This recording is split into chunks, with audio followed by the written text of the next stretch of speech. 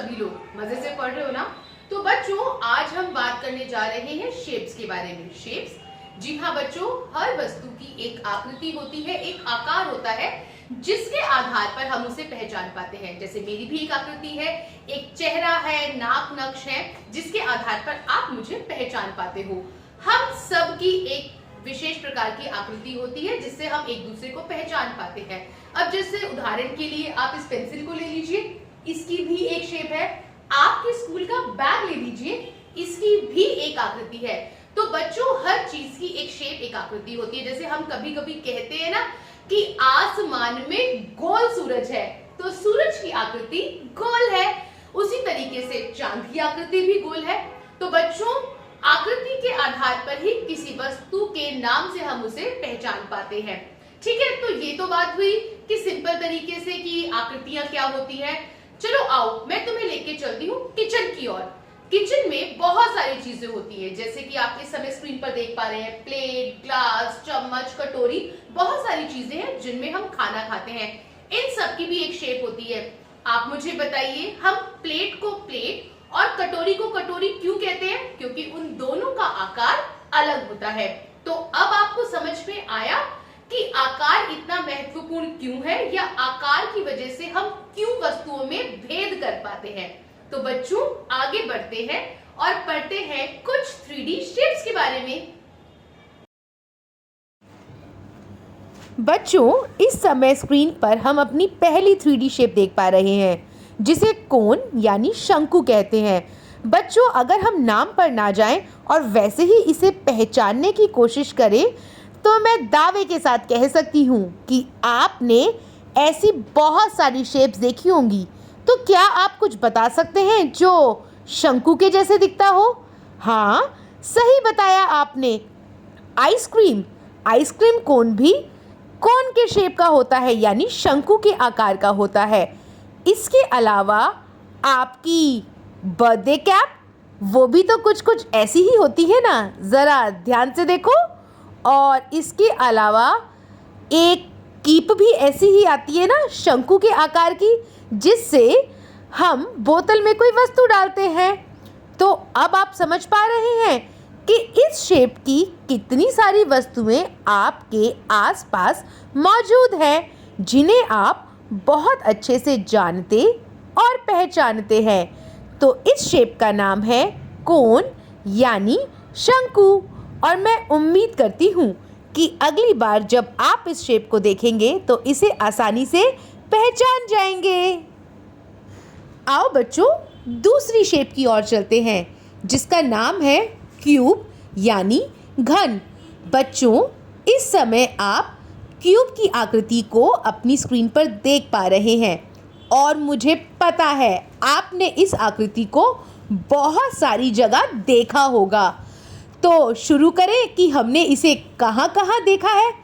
बच्चों ज़रा गौर से अपनी कक्षा में देखिए, ऐसी क्या चीज़ है जो इस क्यूब की तरह दिखती है? हाँ बिल्कुल सही, आपकी कक्षा में चॉक का डब्बा लगभग इस क्यूब के जैसा ही दिखता है।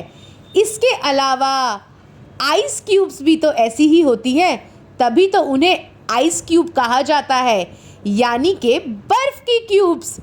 इसके अलावा और क्या चीज़ है जो घन की तरह दिखती है? सोचो सोचो, दिमाग पर जोर लगाओ, मुझे मालूम है तुम जवाब ज़रूर खोज लोगे। हाँ जी हाँ, बिल्कुल सही जवाब। इसके अलावा डाइस भी क्यूब शेप का ही होता है, और आपने रूबिक्स क्यूब तो खेला ही होगा, उसकी आकृति भी क्यूब जैसी ही होती है।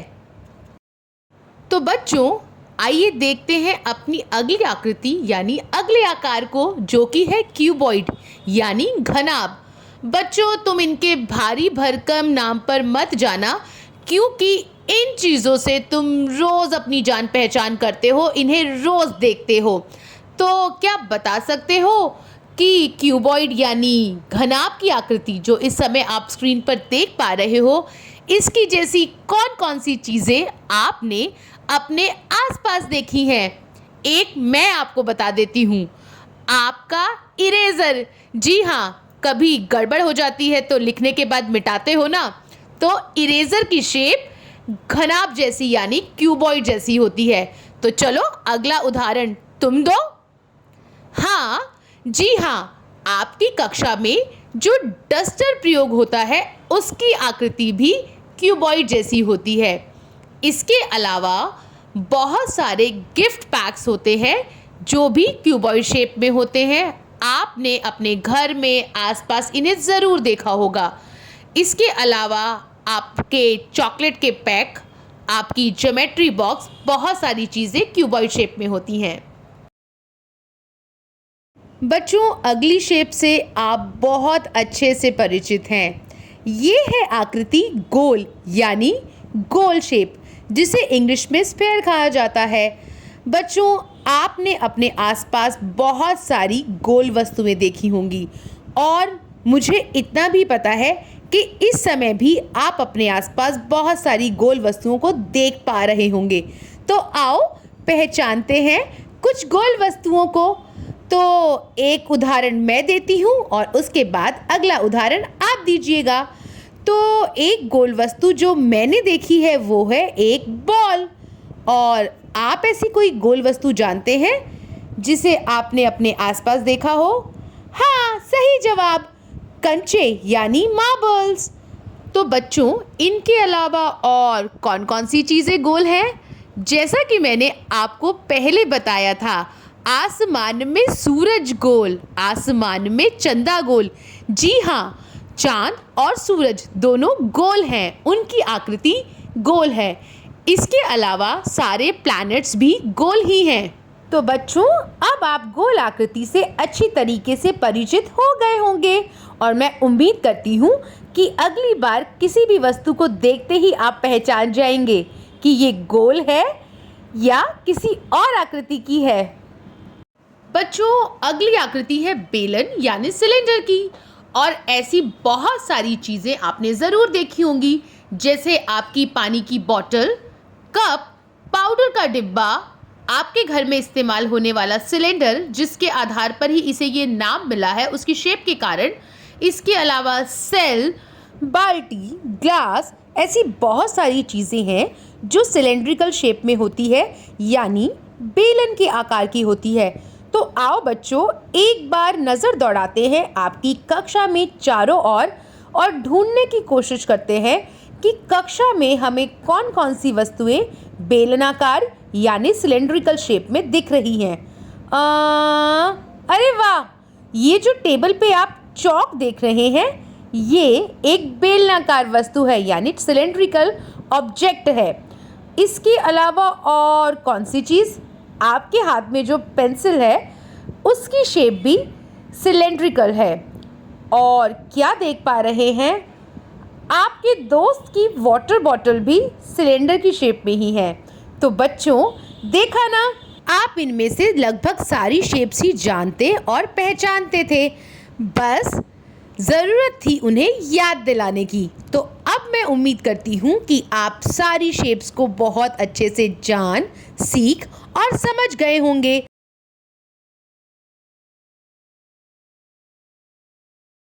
शिक्षक बच्चों को साधारण कागज से क्यूब यानी घन का निर्माण कैसे करें, यह उपरोक्त आकृति को काट कर सिखा सकते हैं। इस एक्टिविटी से बच्चों को 3D इमेज बनाने की समझ और ज़्यादा विकसित होगी, तो इसका प्रयोग अवश्य करें। बच्चों, जैसा कि आप देख पा रहे हो, इस समय मेरे सामने एक बॉल की पिक्चर है। इस पिक्चर को हम ना तो उठा सकते हैं, ना महसूस कर सकते हैं और ना ही एक जगह से दूसरी जगह ले जा सकते हैं। दूसरी तरफ मेरे पास एक बॉल है जिसे आप छू सकते हैं, महसूस कर सकते हैं और देख सकते हैं कि इसकी शेप कैसी है। ये एक गोल बॉल है। तो बच्चों, आप समझ पा रहे होंगे कि 2D और 3D में क्या अंतर होता है। जो 3D वस्तुएं होती हैं उनको आप छू सकते हैं, महसूस कर सकते हैं, उनके साथ खेल सकते हैं और उन्हें एक जगह से दूसरी जगह पर ले जा सकते हैं। अब आप कहेंगे कि मैम, हम इस पिक्चर को भी तो इस तरीके से उठाकर एक जगह से दूसरी जगह पर ले जा सकते हैं। हाँ, आप बिल्कुल ले जा सकते हैं, लेकिन वो ये चित्र होगा। इसमें जो वस्तु बनी हुई है उसे आप यहाँ से उठाकर एक दूसरी जगह पर नहीं ले जा सकते हैं। तो यही फर्क होता है एक 3D वस्तु में और एक 2D वस्तु में। आने वाली कक्षाओं में हम इस बारे में और बात करेंगे। बच्चों, 2D वस्तुओं और 3D वस्तुओं का एक और बड़ा गुण होता है, मैं आपको बताती हूँ कि जो 3D वस्तुएं होती हैं, यानी कि इस तरह की वस्तुएं जिन्हें हम छू सकते हैं, महसूस कर सकते हैं, वो या तो अपने स्थान से एक दूसरे स्थान पर लुढ़क कर जाती हैं, जैसे ये बॉल जा रही है, या फिर सरक कर जाती है, जैसे रेक्टेंगुलर यानी क्यूबॉइड वस्तुएं। तो आइए देखते हैं। तो बच्चों, इस समय मेरे हाथ में एक बॉल है और अब हम इसको लुढ़का के यानी रोल करके या स्लाइड करके देखेंगे कि ये रोल होती है, स्लाइड होती है। तो चलो देखें। तो ये गई ये बॉल, और हाँ, ये तो रोल होती है, तो ये बॉल लुढ़कती हुई आगे चली गई। अब मेरे हाथ में है ये एक ग्लू की बॉटल। तो आइए देखते हैं ये रोल होती है या स्लाइड होती है। तो आइए इसे धक्का मारकर देखते हैं, और ये होती है रोल। जी हाँ बच्चों, बॉल की तरह ये बॉटल भी रोल होती हुई आगे गई है। और अब मेरे पास है एक क्यूबॉइड शेप की बुक कॉपी, जिस पे हम बल का प्रयोग करके देखेंगे कि ये रोल होकर आगे जाएगी या स्लाइड होके। तो आओ देखते हैं। अरे, ये तो स्लाइड होते हुए आगे जा रही है, यानी सरक कर आगे गई है। और उसी तरह से अब मेरे हाथ में ये एक पैकिंग बॉक्स है, तो इसे भी सरका कर देखते हैं कि कैसे आगे जाएगा। बच्चों, ये भी सरक कर आगे गया है, यानी स्लाइड होकर। तो एक बात समझ में आती है कि जिन वस्तुओं की सतह गोल नहीं होती हैं, वो सरक कर आगे जाती हैं। जैसे ये डब्बा, ये भी सरक कर आगे जाएगा क्योंकि इसकी सतह गोल नहीं है।